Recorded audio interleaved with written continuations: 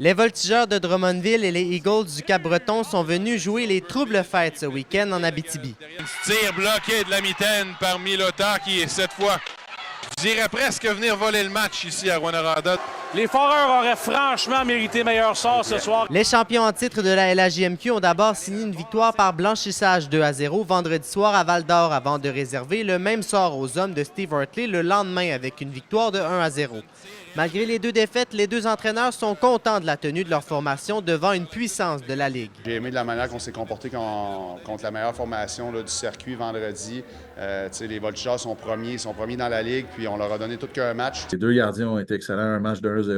En bout de ligne, c'est une erreur qui a fait la différence dans cette rencontre-là. Mais c'était deux bonnes performances de notre groupe à la maison. Les Eagles ont eux aussi refait leur valise avec 4 points en poche. Le Cap-Breton a notamment profité de la grande performance de son gardien Jacob Milota face aux Huskies vendredi soir dans une victoire de 3-2 en tir de barrage.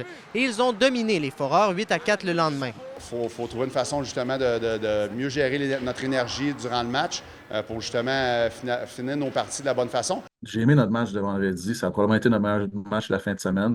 On a fait beaucoup de bonnes choses. On a manqué peut-être un petit peu d'opportunisme. Leur gardien a été très bon. Le week-end s'est conclu lundi avec le premier de 8 duels de la 117 Husky Foreurs cette saison. Un tir de but!